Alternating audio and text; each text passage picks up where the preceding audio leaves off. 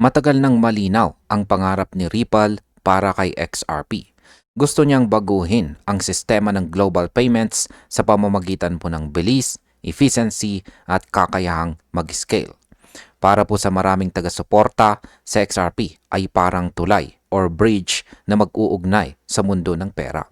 Pero kahit maganda po ang vision, hindi ito sapat kung kulang sa aktwal na resulta. Ayon po sa pinakahuling datos ng network, may malaking agwat sa pagitan po ng pananampalataya or pagtitiwala sa tunay na adoption ni XRP. Kaya ayan po ang siyang ating pag-uusapan sa video na ito at ang ating pinakaunang katanungan ay ano po ba ang sinabi ni Vibu tungkol sa tunay na performance ni XRP. Sabi rito ay a long-time engineer and cut analyst. Vibo shared a detailed post on X highlighting XRP's real performance metrics. His argument is not anti-Ripple but pro-truth. He insists that the community must confront facts rather than rely on faith. Vibo's observations are based on data from XRP Scan, a highly trusted source of XRP Ledger's analytics. Yan, ito po yung aktual na post dito ni Ginoong Vibo at meron po siyang sinama rito na apat na mga charts. Ayan, tignan po natin yung kanyang charts. Ito yung unang charts na nagpapakita po ng number of active accounts. Yan, yung mga unique senders. At ito naman ay ang successful payments.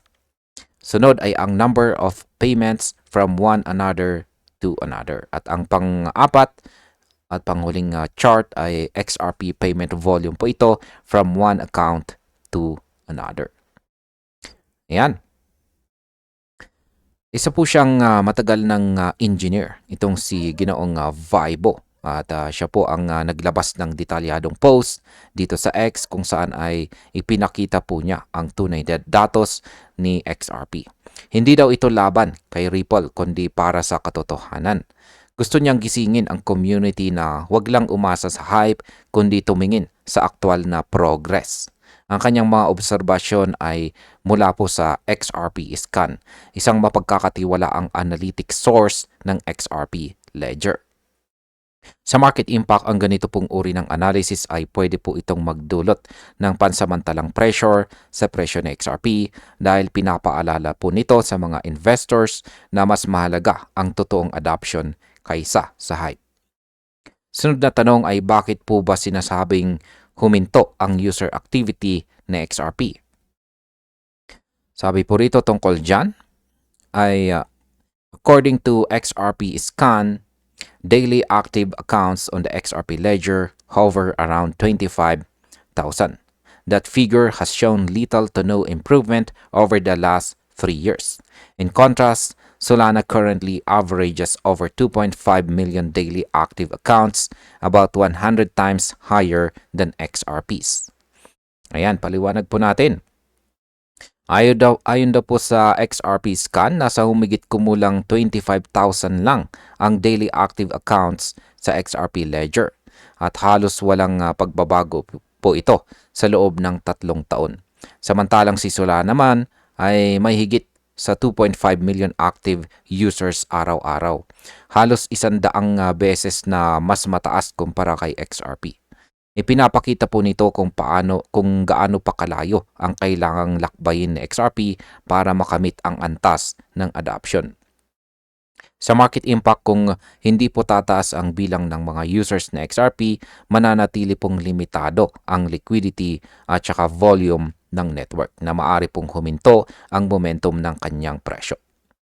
Paano naman po nagkakaiba si XRP at si Solana sa kanilang daily transactions?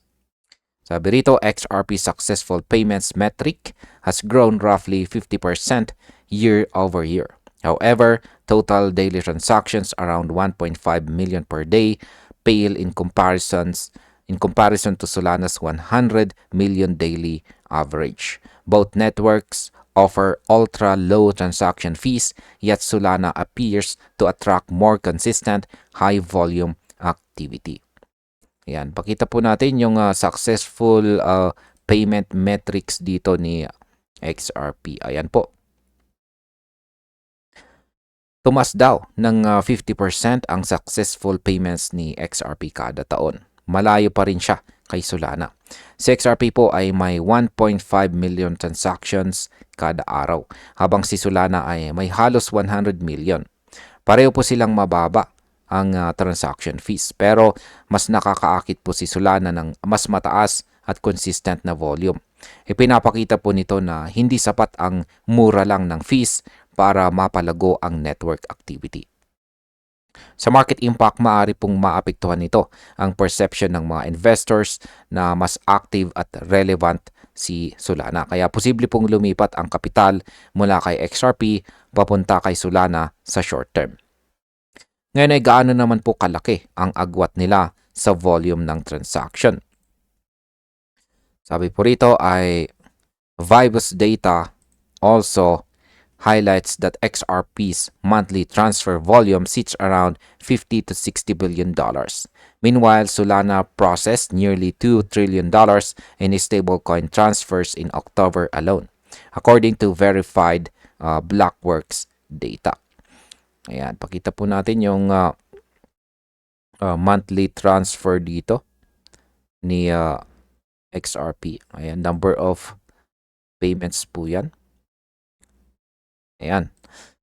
Ipinakita po rito ni Ginong Vibo na nasa pagitan lang ng $50 to $60 billion ang monthly transfer volume ni XRP. Samantalang si Solana ay halos umabot po sa $2 trillion sa stablecoin transfers nitong October ayon po sa Blockworks. Kahit alisin pa ang mga posibleng boot transactions, nananatiling napakalaki po ng agwat. Ibig sabihin ay mas malaki po ang papel ni Solana bilang settlement layer sa totoong galaw ng digital value. Sa market impact, ang ganito pong disparity ay nagpapakita kung gaano po kalaki ang utility gap ni XRP at maaari pong magpabagal sa pag-akyat ng presyo kung hindi po agad mapunan ang agwat na ito. Ngayon ay totoo bang boots lang ang nagpapataas ng volume ni Solana? Ayan. Sabi po rito ay some XRP supporters argue that boot influenced Solanas. Vibus counter that claim using verified analytics that exclude wash trading. Given that both Solana and XRP have similar transaction costs, it is unlikely boots would target one chain over the other. Ayan, paliwanag natin. May mga taga-suporta po si XRP na nagsasabing boots lang daw ang nagpapataas ng volume ni Solana. Pero binigyang linaw ito ni Ginoong Vibo na hindi po ito totoo. Gumamit siya ng verified analytics na nag-aalis ng wash trading. Dahil pareho naman ang transaction cost ng dalawang network, maliit ang posibilidad na boots ang dahilan ng mataas na activity kay Solana. Sa madaling salita, organic users talaga ang dahilan ng pagtaas ng activities dito. Sa market impact, ang pagbabasura po sa boot theory ay nagpapakita na legit ang paglago ni Solana, kaya posibleng tumaas pa ang kumpiyansa ng mga investors sa kanya kumpara kay XRP. Ano naman po ang aral para sa mga XRP holders? Sabi rito ay none of these means XRP cannot win. Ripple sustains its growing through strategic acquisitions and partnerships, leveraging its established resources. Yet the reality is clear. Current network traction remains mediocre when compared to competitors. Ayan. Hindi po ibig sabihin nito na talo na si XRP. Sa katunayan, patuloy po ang paglago ng Ripple sa pamamagitan ng mga strategic partnerships at saka acquisitions. Malaki pa rin po ang resources na hawak nito.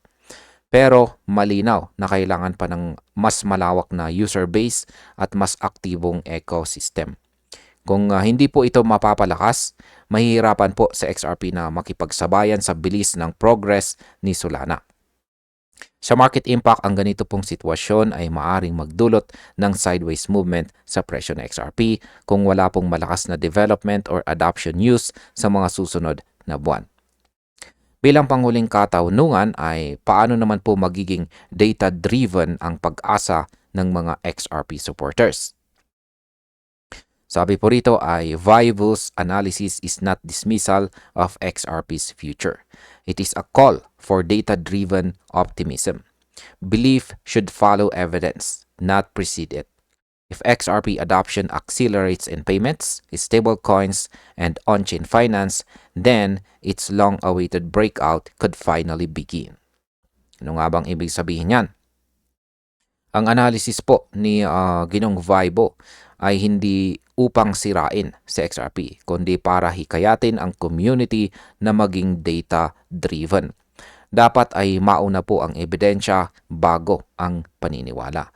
Kung tuloy-tuloy po ang pagtaas ng paggamit kay XRP sa payments, stablecoins at on-chain finance, posibleng ito na ang simula ng matagal ng hinihintay na breakout. Pero hanggat hindi pa lumalakas ang aktual na adoption, kailangan muna ng maingat at realistic na pananaw. Sa market impact kung magtagumpay po sa XRP sa bagong partnerships o sa stablecoin integration, maaari pong magsimula ang bagong wave ng bullish sentiment sa market. At bilang panghuli, ang aking opinion naman po tungkol dito ay sa lahat ng datos na ipinakita po rito, malinaw na si XRP ay may solid vision. Ngunit, kailangan pa niyang patunayan ang kanyang tunay na lakas. Habang patuloy po na umuusad si Solana sa user activity at saka transaction volume, dapat ay matutunan po ni XRP na maging mas agresibo sa adoption. Hindi sapat po ang brand at saka history. Kailangan po ng active community at mas mataas na utility.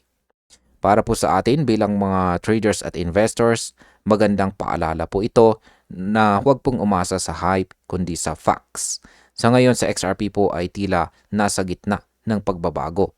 Kung maibabalik po niya ang momentum sa mga susunod na quarter, posibleng makabawi po siya. Pero kung mananatili po sa ganitong pace, baka tuluyang maunahan po siya ni Solana. At ayun, hanggang dito na lamang po tayo sa video na ito mga ka-crypto. Maraming salamat sa panunood.